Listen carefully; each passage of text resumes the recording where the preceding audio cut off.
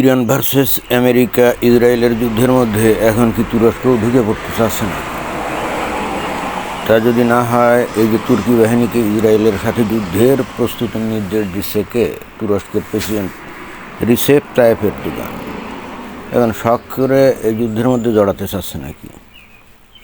এবং এরা যদি এই যুদ্ধের মধ্যে জড়ায়, অর্থাৎ এই তুরস্ক, এখন এরা তো ন্যাটোর একটা সদস্য, তাই না? যুদ্ধের মধ্যে জড়ালে এখন কিভাবে যুদ্ধে জড়াবে? এই ইসরায়েলের সাথে তো তুরস্কের কোনো বর্ডার নাই, তো তাহলে কি বিমান দিয়ে তারপর মিসাইল মেরে এরকম? তো তাই যদি হয় তাহলে ইসরায়েলে তো শুরু করে দিবে, তাই না? ইসরায়েল এসে যুদ্ধ করতে করতে এখন একেবারে চৌকার বাহিনীতে পরিণত হয়ে গেছে। যুদ্ধকে তো তারা ভয় পায় না, তাদের টিকে থাকতে গেলে যুদ্ধ করতেই হবে। গত প্রায় 80 বছর ধরে তারা তো খালি যুদ্ধ করেই যাচ্ছে। কিন্তু হঠাৎ করে এই তুরস্কের যুদ্ধের ঘায়ের জাগলো কেন? হঠাৎ করে এই যুদ্ধের ঘায়ের জাগলো কেন? কয়েকদিন আগে এই তুরস্ক অলরেডি বলছিল যে তারা নাকি ইসরায়েলের সাথে যুদ্ধ করবে। এই কথা বলার পর সম্ভবত গতকাল বা তার আগের দিন আমরা দেখলাম যে গোটা তুরস্ক জুড়ে নানা রকম সন্ত্রাসী আক্রমণ শুরু হয়ে গেছে। ওই যে আত্মঘাতী টাইপের সন্ত্রাসী আক্রমণ বা এটা ওটা সেটা নানা কিছু। তো এটা কিসের লক্ষণ? এটা কি তাহলে ওই ইসরায়েলের মোসাদ কর্তৃক কি সংঘটিত হয়েছে নাকি?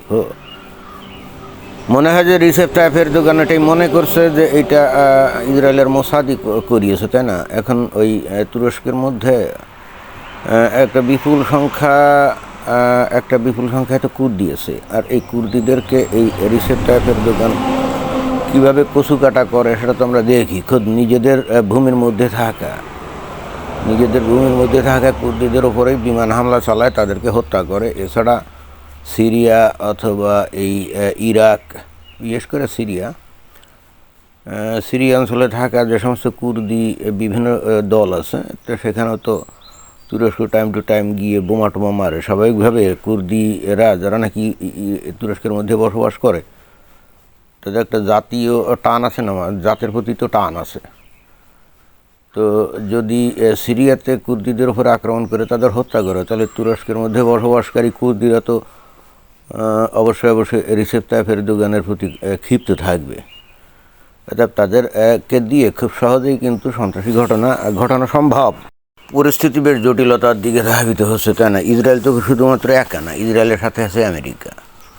তো ইসরায়েলের সাথে বা ইসরায়েলের মধ্যে যদি বোমা মারা শুরু করে বা মিসাইল মারা শুরু করে তুরস্ক, তাহলে আমেরিকা কি চুপ থাকবে নাকি? না, আমেরিকাও তো চুপ থাকবে না।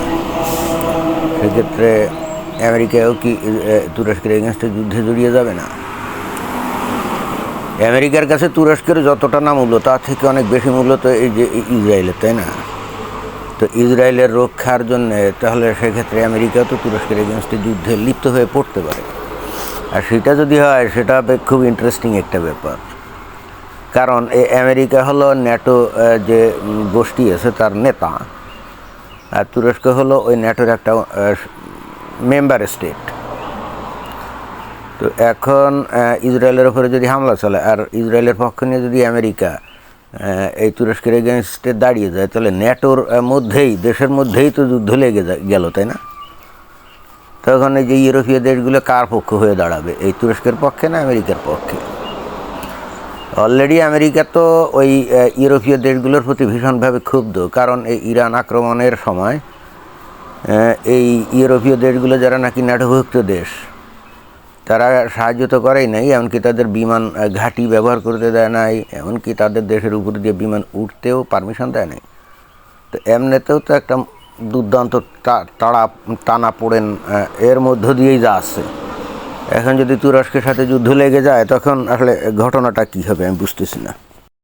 তবে আজও কাল হোক, এই তুরস্কের সাথে এই ইসরায়েলের যুদ্ধ কোনো না কোনো সময় হবে, এতে কিন্তু কোনো সন্দেহ নেই। কারণ তুরস্কের এই প্রেসিডেন্ট এরদোগান দীর্ঘদিন ধরে আছে তো ক্ষমতায়, আর যারা নাকি দীর্ঘদিন ধরে ক্ষমতায় থাকে তারা একটু গর্বিত, অহংকারী হয়ে ওঠে। যদিও এই ইসরায়েলে নেতানিয়াহুও কিন্তু দীর্ঘদিন ধরে ক্ষমতায় আছে, কিন্তু এই তুরস্ক তো মাঝে মাঝে ফাল পাড়ে। তারা মনে করে যে তারা অটোমান খিলাফত আবার পুনরায় ফিরিয়ে আনতেছে। এবং মুসলিম বিশ্বের নেতা হবে তারা। তো এখন মুসলিম বিশ্বের নেতা হওয়ার জন্য প্রতিযোগীর অভাব তো নাই।